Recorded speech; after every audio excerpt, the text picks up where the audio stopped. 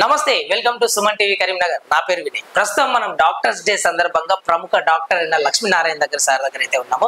ఒక్కసారి మాట్లాడి తెలుసుకుందాము. నమస్తే సార్. నమస్తే సార్, డాక్టర్స్ డే ముందుగా డాక్టర్స్ డే రోజు పేషెంట్స్ కి, డాక్టర్ కమ్యూనిటీకి ఏం చెప్పాలనుకుంటున్నారు? నేటి రోజు ముఖ్యమైనది దేని గురించి అంటే డాక్టర్ బిసి రాయ్ అనే ఒక బెంగాల్ డాక్టర్ ప్రజాసేవ చేసి ఎంతో మన్ననలు అంది. స్వాతంత్రం వచ్చిన తర్వాత అక్కడ బెంగాల్ చీఫ్ మినిస్టర్గా ఉండి ఆ తర్వాత సెంటర్లో హెల్త్ మినిస్టర్ కూడా పనిచేశారు. ఆయన పేరు మీదనే డాక్టర్లకు బిసి రాయ్ అవార్డు అని మన భారతదేశం లోపల ఇవ్వబడుతున్నది. 1982 నేను వచ్చినప్పుడు చాలా తక్కువ మంది డాక్టర్లు. 40 సంవత్సరాల తర్వాత చాలా మంది డాక్టర్లు అయినారు. క్రిటిసిజం ఎక్కువైపోయింది. క్రిటిసిజం ఎందుకు ఎక్కువైంది అంటే, ఇప్పుడు నేను ఒక రోగికి అమ్మ నీకు బీపీ ఉన్నది, నీకు షుగర్ ఉన్నదని ఎవరు అయ్యా అని చెప్పినాం అనుకోండి, మందులు వాడిన తర్వాత రోగం తక్కువ ఉందా, అదే ప్రమాణంగా మందులు మింగన్నా లేదా అనేది తెలుసుకోవడం లేదు వాళ్ళు. మేము మందులు రాయించుకొని పోతున్నాం కదా, మింగుతున్నాం కదా అని సంవత్సరంకో 2 సంవత్సరాలకో సీరియస్ అయినప్పుడే రావడం జరుగుతున్నది. అందుకే కరీంనగర్లో సీరియస్ పేషెంట్ల యొక్క ప్రవాహం ఎక్కువైపోయింది.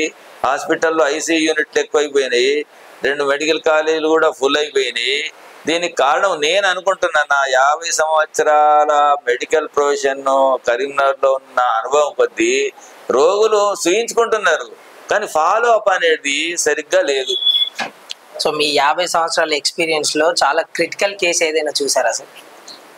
చాలా క్రిటికల్ కేసెస్ అంటే మేము ఇన్వెస్టిగేషన్ చేసే వరకు చాలా కాస్ట్ అయిపోయి హైదరాబాద్లో ఉన్న సూపర్ స్పెషాలిటీ హాస్పిటల్కు కూడా పంపడం జరుగుతున్నది. అక్కడ కూడా తక్కువగాని రోగులు డయాగ్నోసిస్ కావడం జరుగుతున్నది. అటువంటి కేసులు మా దగ్గరికి వచ్చేవారుగా మేము కూడా పెద్ద ఏం చేయలేం కదా.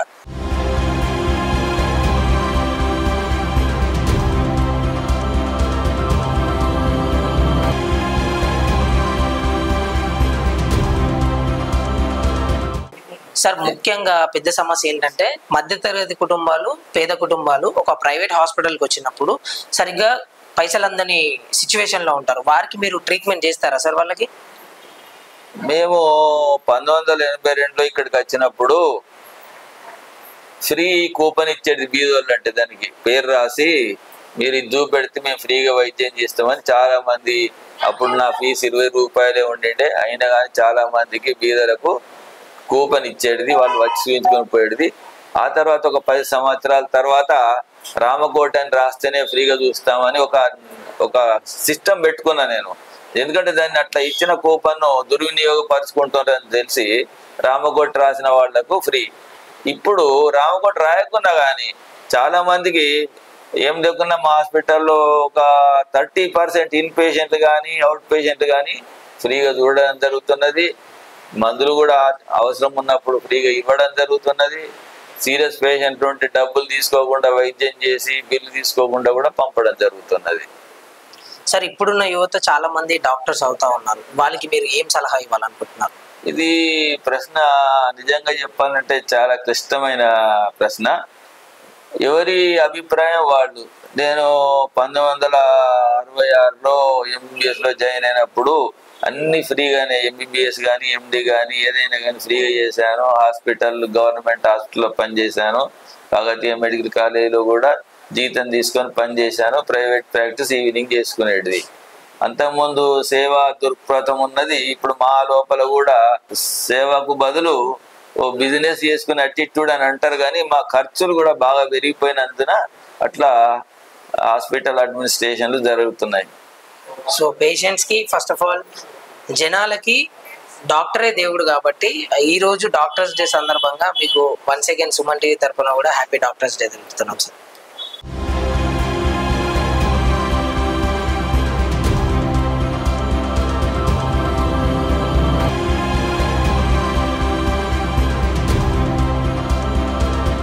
మరొక డాక్టర్ దగ్గరికి అయితే వచ్చాము. లక్ష్మీనారాయణ హాస్పిటల్ గుండె సంబంధిత వ్యాధుల నిపుణులు విద్యాసాగర్ రావు సార్ దగ్గరికి అయితే వచ్చాము. ఒకసారి నమస్తే సార్.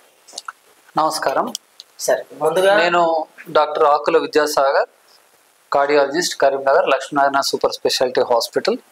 డాక్టర్స్ డే దినోత్సవంగా సుమన్ టీవీ వాళ్ళు ఈ ఛాన్స్ ఇవ్వడం చాలా సంతోషంగా ఉంది.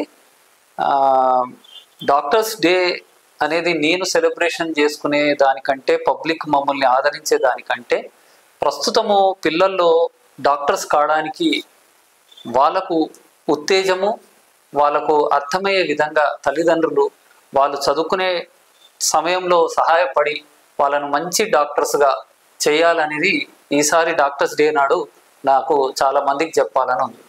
Thank you sir. ఈ రోజుల్లో వయసుతో సంబంధం లేకుండా చిన్న వాళ్ళకి పెద్ద వాళ్ళకి అందరికీ హార్ట్ అటాక్ వస్తూ ఉంది. సో దానికి కారణం ఏంటి? ఒకటి, ఎగ్జామ్ టెన్షన్లో చాలా మంది కూర్చొని పిల్లలు చిన్నప్పటి నుంచే హార్డ్ వర్క్ చేస్తున్నారు. వాళ్ళకు వ్యాయామం అనేది లేదు, తిని లావ్ అవుతున్నారు. తల్లిదండ్రులు కూడా వాళ్ళు ఉండే దగ్గరికి అన్ని ఫుడ్ సదుపాయాలు చేస్తున్నారు. వాళ్ళకు నిద్ర కూడా సరిగా ఉండట్లేదు, చాలా తక్కువ సమయం పడుకుంటున్నారు. చిన్న వయసులో హార్ట్ అటాక్లు అనేది నేను 16 ఏళ్ళ వయసు నుంచి చూశాను. ఎగ్జామ్స్, ఈ మన గ్రూప్ ఎగ్జామ్స్ అని వాళ్ళని చూశాను హార్ట్ అటాక్స్ రావడము. వాళ్ళు 1 year 2 years హైదరాబాద్లో మన కరీంనగర్లో హోటల్ తిండి తినుకుంటూ ఆయిల్ డైట్ ఇవన్నీ తినడం వల్ల వాళ్ళకి రక్తనాళాల్లో కొలెస్ట్రాల్ జమ అవడం, హార్ట్ అటాక్స్ రావడానికి కారణం. కనీసము అలా తిన్నా రోజు వ్యాయామం చేస్తే బరువు తగ్గుతాం, హార్ట్ అటాక్ రాకుండా ఉంటాం, పరీక్షలు కూడా మంచిగా రాయగలుగుతాము, చదివింది గుర్తుంటుంది. సో కనీసం వాళ్ళు ఒక అరగంట సేపు జాగింగో ఎక్సర్సైజో చేస్తే కూడా మంచిదని నా అభిప్రాయం.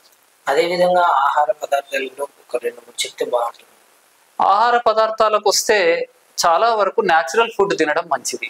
మనము బిర్యానీ టేస్ట్ బాగుంటుందని ఎక్కువ తినడం, ఆయిల్ ఫ్రైస్ తినడం, ఫాస్ట్ ఫుడ్స్ తినడం, నూడిల్స్ ఇట్లాంటివి తినడం, ఇవన్నిటి వల్ల సాల్ట్ కన్జంప్షన్, కార్బోహైడ్రేట్ డైట్, తర్వాత ఎక్కువ ఆయిల్ డైట్ వల్ల ఇలాంటి ప్రాబ్లమ్స్ అవుతుంది. Thank you sir. Once again thank you doctor.